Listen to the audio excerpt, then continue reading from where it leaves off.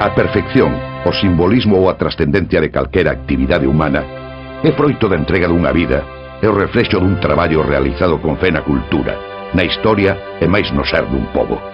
A obra meritoria dun galego merece a expresión de gratitude e reconhecemento dos seus concidadáns.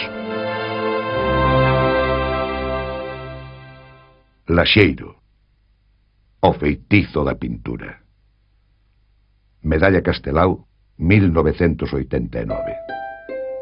Xosé Otero Abeledo, Laxeiro, é unha das personalidades máis representativas do movimento renovador da pintura galega no segundo tercio do século e un dos máis grandes artistas plásticos que deu este país.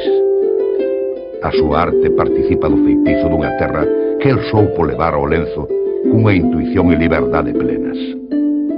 Pero cando vou ao Museo do Prado encontrome tan enano, tan enaniño, non?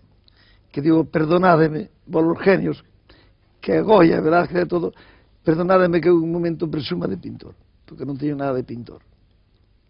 Además vivimos unha época catastrófica no arte da pintura.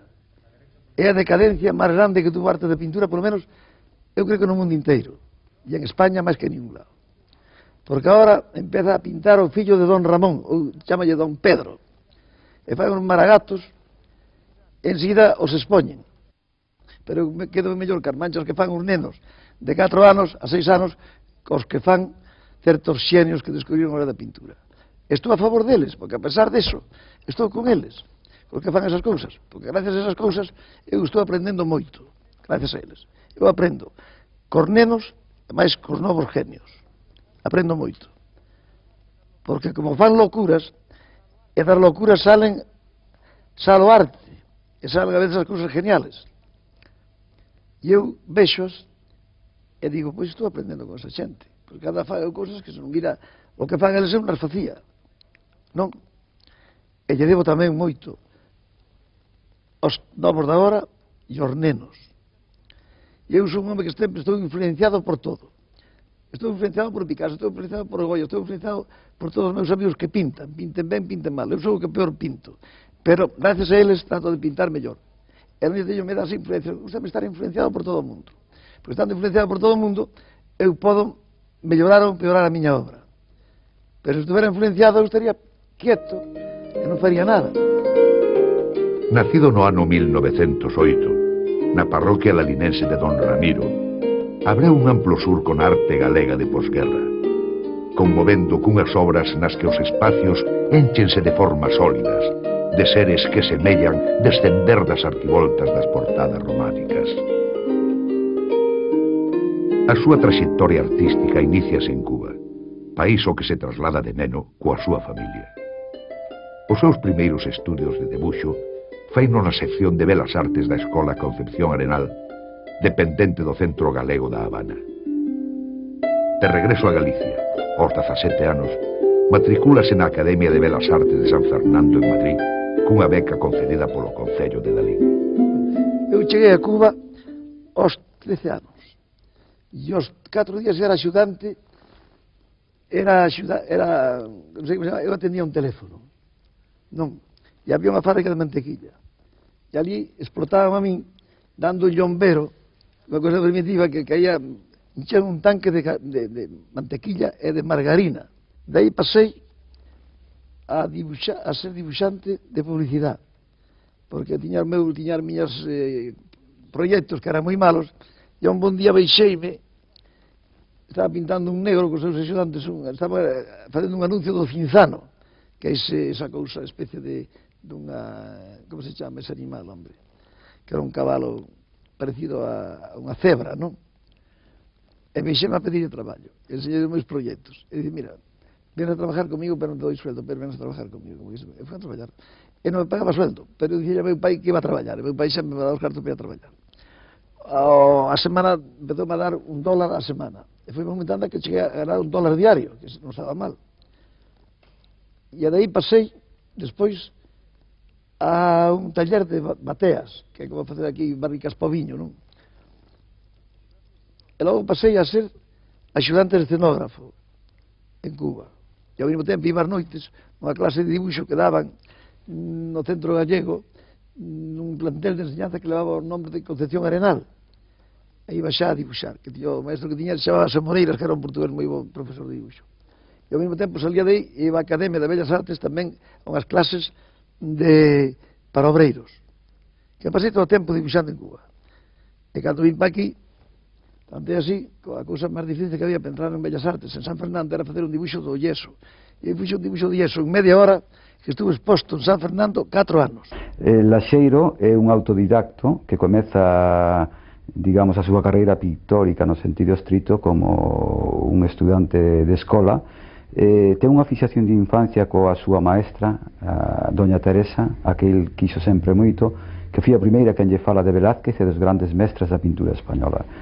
Pero realmente Laxeiro se forma como pintor na súa emigración a Habana, onde vai coa súa nai para reunirse co seu pai, cando ten alrededor de 13 anos, ali permanece hasta os 17, asiste ao plantel de arte Concepción Arenal, ve dúas exposicións que o impactan, unha delas de Zuloaga e outra de Corredoira, e cando regresa a Galicia dice que a saúde quebrada para recuperara nas montañas de Lalín se sinte xa ben sentíndose pintor. Realmente comeza a entrar en contacto co pouco ambiente pictórico que podía haber en Galicia, se dedica a ser barbeiro de feira e é un autodidacta que se forma a sí mismo, que aos 22 anos é un notablísimo dibuixante que está colaborando con diferentes periódicos galegos como viñetista, é un notable pintor que propoñe un estilo expresionista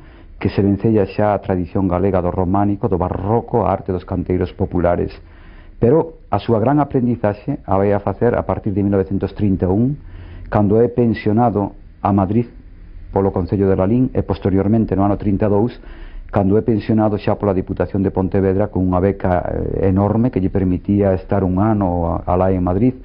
El dirá que a súa gran enseñanza non será a Escola de Belas Artes, a de San Fernando, que asistiu como alumno libre, senón o Museo do Prado e as tertulias de la Granja de Lenar, a donde iban García Lorca, entre outros, do que ten un grato recordo, Urbano Lugrís, el foi ali da banda Urbano Lugrís, ou Valle Inclán, e incluso as tertulias que facía cos diputados galeguistas no Madrid republicano do ano 1931 e 32.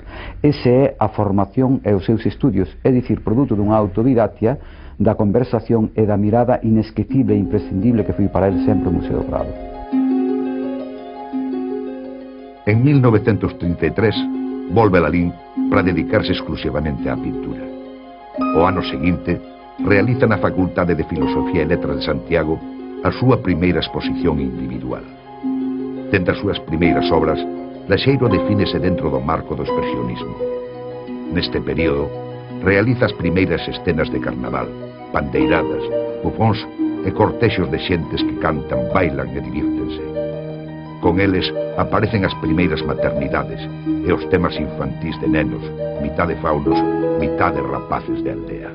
Te dixo, pois o Ayuntamiento de Lalín, se efectivamente vale este rapaz, vai dar unha beca igual que a Diputación.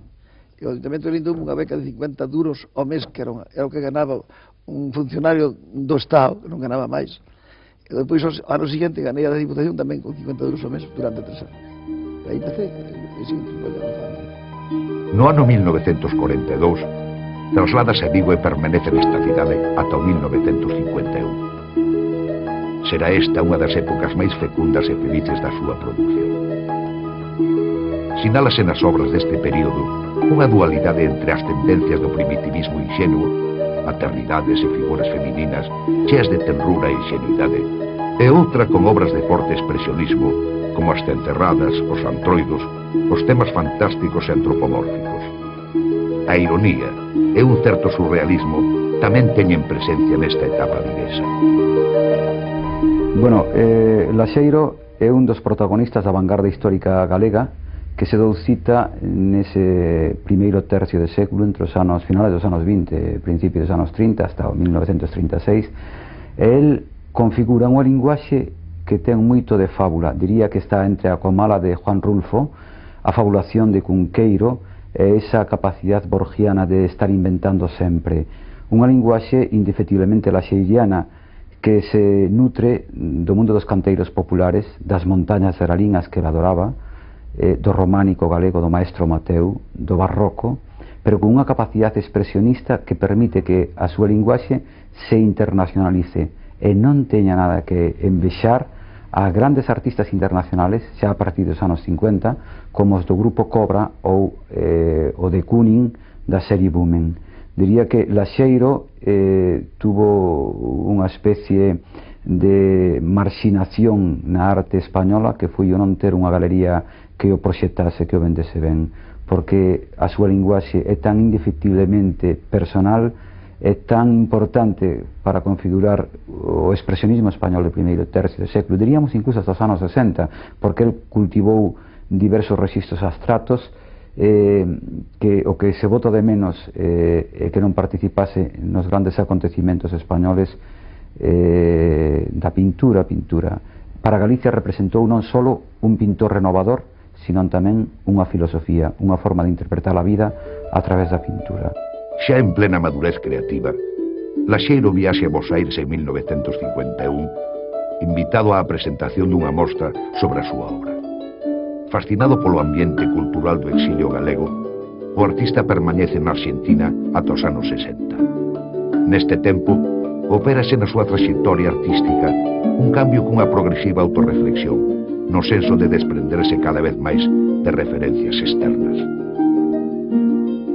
Desaparece a inspiración directa do mundo galaico e as figuras e obxectos aparecen agora transformados, aniquilados e recompostos en formas máis elementais. Abondarán os sátiros, os mortos, os profetas e as Venus de formas ampulosas, grotescas parodias das clásicas. De regreso a Galicia, o pintor dará un salto atrás na súa andaina creativa, retomando os trasmundos do período vigués. En 1969, viaxe a Ámsterdam para contemplar a antolóxica de Rembrandt, un dos artistas máis admirados por Laxeiro. Esta viaxe vai influir no pintor, que de novo crea luces e claroscuros, materias densas que se revelan pola luz, ademais de imprimirlle fortaleza plástica aos seus personaxes. O pincel de Laxeiro é unha proxección da súa personalidade, libérrima e festiva. E cando cerro os ollos para seguir dormindo, ese sueño tan maravilloso que dormir e non despertar máis, pois non me importa onde estén os meus huesos, eu sei que vou estar moi tranquiliño e que irá absorbendo a terra e a natureza outra vez. En 1989, 7 anos antes da súa morte, recibiu a medalla Castelao, unha distinción que para o pintor significaba unha grande honra pola admiración que profesou polo seu amigo e tamén artista, ademais de símbolo do galeguismo. Galicia era carne, contido e forma da súa pintura. Desde o punto de vista do compromiso ético, en Galicia foi sempre un problema a tratar para Laxeiro, e o seu amor por Galicia se reflexa non só aí, sino tamén na vontade de levar a súa pintura fora, dicindo que ele era un pintor galego. Castelao para él foi un personaje fundamental, un personaje clave na pintura galega, un personaje que o axudou moito cando foi pensionado, dado que Castelao formaba parte dos tribunales da Diputación de Pontevedra, e cando lle dan a medalla Castelao no ano 89, que creo recordar que é, Laxeiro, penso que, non o comentei nunca personalmente con el, pero ese ano 89 recordo que se celebraron 2 antolóxicas del, tuve moito contacto con el, eu sei que estaba moi gratificado pola concesión da medalla Castelao, non só polo que representaba Castelao para el, sino porque os reconocimientos que el tivo de Galicia ao final da súa vida, ou nos últimos anos, cando menos, eran para él un grande estímulo para seguir pintando, porque hai que pensar que seguiu pintando hasta o momento da súa morte.